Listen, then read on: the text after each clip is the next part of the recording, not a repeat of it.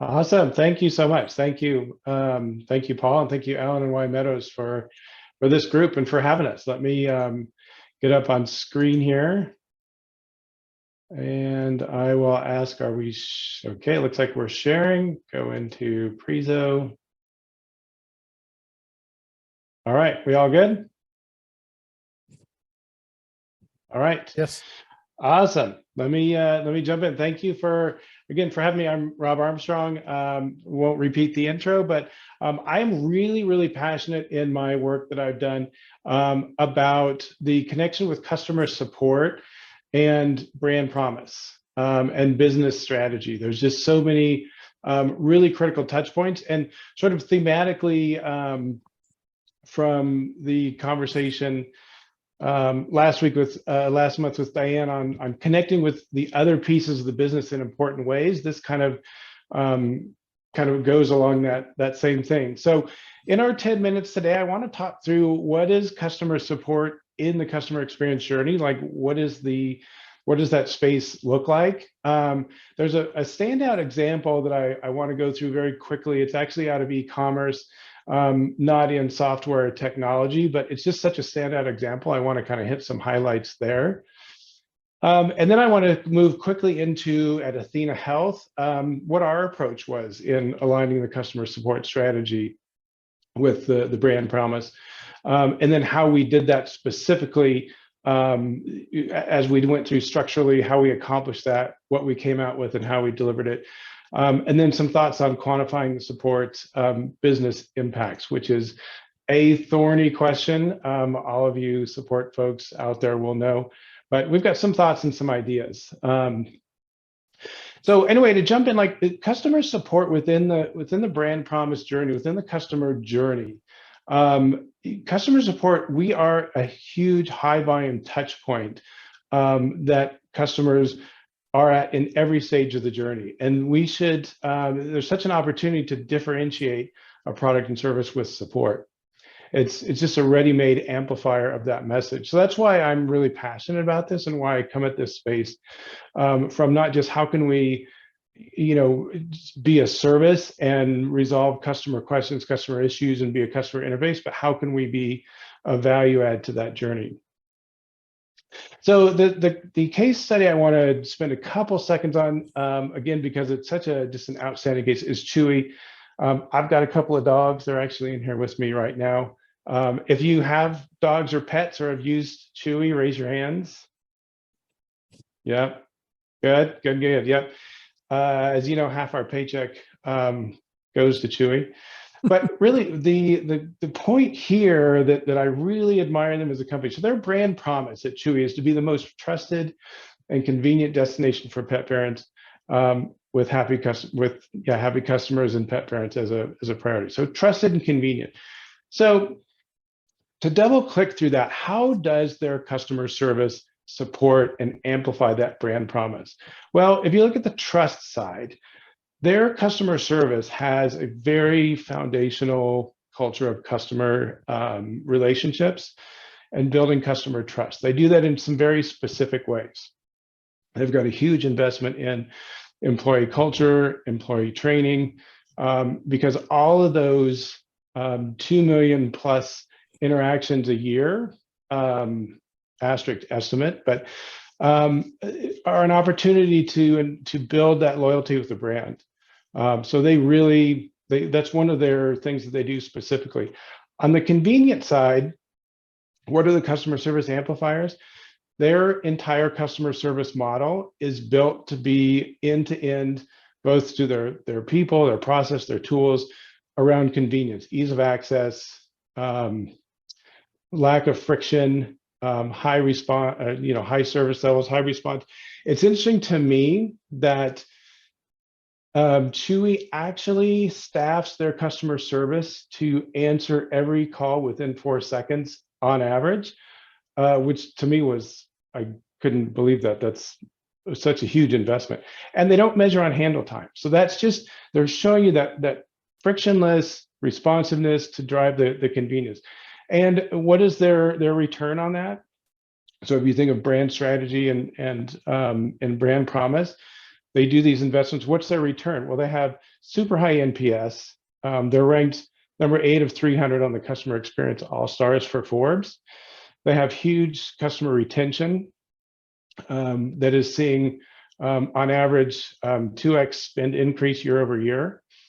So it's clearly paying off. It's one way to do a strategy and one set of investments to make, and Chewy does it extremely well in ways that pay off. So when we approached this at Athena, we were coming around a bunch of mergers and acquisitions and kind of reorganizations, and we were coming at it from how do we want to level set our support strategy with our brand promise. So the first step we did was to identify what our brand promise was, and that's not always a transparent or obvious thing. Some companies it is, some it's a little bit less. So we went around to all of the stakeholder teams, product, marketing, sales, and really asked, like, what is our brand promise? What is your perspective on the strategy for the company and the business? And how do you view us aligning to that? Out of that, we developed a very intentional support vision. We then did sort of a SWOT analysis to look at our people, process, and tools, our operational components, to see how we could align to that, and then formulated a strategy and built leadership support around that. Sounds super easy, but it's super hard. So I'll double click on some of those steps that we went through.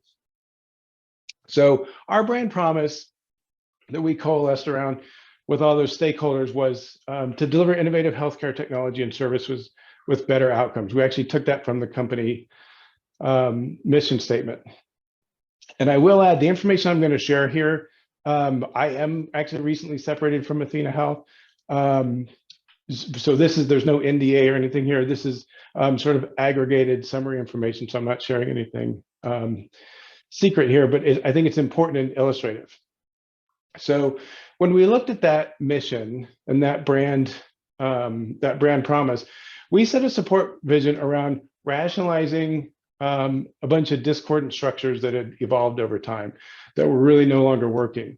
We wanted to rethink our customer support around what the product was, emphasizing what the brand was doing, and bubble up how we could innovate and how we could deliver better outcomes. And we also wanted to build a really robust product feedback system in the eyes of both better outcomes and innovation, in terms of if we can eliminate problems from happening for customers, they don't come through support, and that is a good investment to make around both of those. So we went through a pretty cathartic SWOT, strengths, weakness, opportunities, and threats exercise, end to end. We really scanned the entire environment. So again, we went back to sales, we went back to services, onboarding, education, training, our own support teams, our success teams, our voice of the customer, and really asked some hard questions. What do we do well in support? Where are we falling short? What do you think we should be focusing on? And what are the challenges to get there? And we were very exhaustive about that exercise. We bubbled it down into sort of a summary SWOT, as you see here. And then we went back. Once we had done that, we took this back to the same audiences and fed this back. Does this read? Does this make sense? What do you think about this kind of assessment? And there were some key things we saw. So we had some pretty good underlying structures, like our online help had high usage, good quality. We had a good breadth of support capabilities, and we had a good issue resolve rate. But underlying those, we had, even though we had good structures and capabilities, it was hard to get to. And it was cumbersome to get, it was high customer effort, cumbersome to get these good responses and these good resolutions. So not so good, right? So we had some sort of an assessment of like where we wanted to go to shore up the weaknesses and look at the opportunities. And of course, underlying, there's some of the threats were cost, budget, investment, buy-in, leadership, et cetera. So not easy things to solve. So as I said, so we then took that, bubbled it into a strategy where we wanted to focus on online self-help, in product support connection with technology, things, some of the tools to make it a little bit more frictionless to get help in the product and get good content, higher volume of content. And as I said, we also wanted to minimize issue life cycle. So if we did have issues, we wanted to solve those with product through fixes or through design, through releases like ASAP, or have a mechanism where we were feeding back in such a way that it that they weren't occurring and happening to customers. So I won't go through the whole box here on the strategy. It's pretty detailed in terms of how we looked at the alignments, the resources, the cost, the return on investment, and how we're going to measure that. I do have a slide in the appendix, this slide with more detail that people can use and kind of go through. It was a huge effort, and we took that outcome and then had to go sell that to the executive leadership team, drive that into the planning, the budgeting cycles, and then the organization planning and goal session. We didn't get everything we wanted from a budget and investment standpoint. Some things we lined out into near term, midterm, long term, and some things we adjusted to make work in the short term. But that's how we derived that, coalesced around it, and took that into the leadership planning. I know I'm about a minute over. I just wanted to hit really quickly, because this was a big question on quantifying business results for support. As I said, it's not easy to do. It requires some very curated and targeted data mining, and every organization will do it a little bit differently. A couple of things that we looked at and used were contacts per customer. That's one thing that very much normalizes the support volumes and inflows, and reflects that as to the sort of the overall health of the product and the support ecosystem. You can add the dollars in there, the handle time, the labor time to produce a cost to serve. That's a useful function. And then I talked at the beginning about support as a differentiator. Well, there are things like industry rankings, Stevie Awards, TSA, IA, awards like that, where if you achieve rankings and grow in those rankings, it's a very marketable value proposition for the product. So that's another good support business result to be able to surface up. So again, there's a lot more there, and probably people here have things that you've done to measure support, ideas that you've got. So I'll get to add to the mix.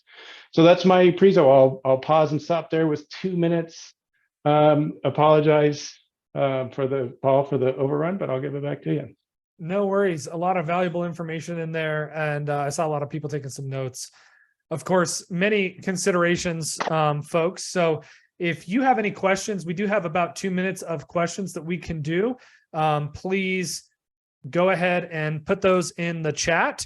I know Ty just said TSIA is an amazing resource. If you have other thoughts around some of the stuff that Robert is talking about, please go ahead and post those. Bassam wants to know, Robert, what was the outcome? So you said you got some things that you wanted, you said you didn't want, so what ended up happening? Yeah, good question. We embarked on that strategy, that grid that I showed. We did some very, very deep infrastructure and tool investments around the telephony. So we moved phone vendors, we added a chat channel, and we did some issue journey customization with Salesforce. And we were having really good results on going down that path. That was the beginning of this year. I was separated in Q1. I don't think it was because of the strategy, because they kept it and they're still working on it. So I don't think it was that. But it was showing very good promise and very good returns. Awesome. And then a more specific question, how do you differentiate handle time versus resolution time? Yeah, that's a great question. And some of it is channel specific. So when you think of phone and chat, those are handle times, like live time on the channel, versus resolution time, which is an end-to-end, in the front door, resolved, and out the back door, which if things go into online channels or a case treatment, that becomes a resolution time versus a strict handle time. Also, handle time is very labor labor data oriented, like minutes spent on incident, things like that, versus handle time that can also be phone response time, things like that. Mm-hmm. Okay, a lot of great questions here regarding AI. Did you guys use or move? Because innovative was part of your brand promise. Is that something you had considered or suggested, moved toward? Sorry, what was I'm looking on the chat too. What was the question? Do you use any AI to initiate the conversation, and what communication channels are open? Yeah, so we had not, as of Q1, we had not delved very far into AI other than some pretty initial chatbot functionality. However, that is, I think, something that in an iteration of a strategy like this would be a pretty important component, especially with the capabilities that are developing. Awesome.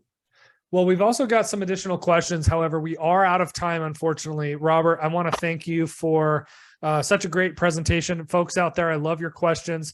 If you would like to respond to those questions, Robert, feel free to do that. Certainly. Yep. I do want to get people going in our breakout room discussion. So everyone, let's give some support.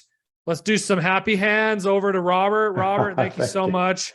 You've got my brain spinning. I'm sure you've got a lot of people here spinning. So now we're going to take what Robert's given us as it relates to brand promise and implementing brand promise. So he kind of outlined how I didn't even realize that, Robert, but you essentially helped define the brand promise of the company by getting all the stakeholders involved yourself. So you might yourself be like, we don't know what our brand promise is. And you might model what Robert did in terms of, well, let's go figure it out. And then you might have a brand promise, breaking it down into its subsequent parts and deciding, okay, this is what support or success is going to focus on delivering.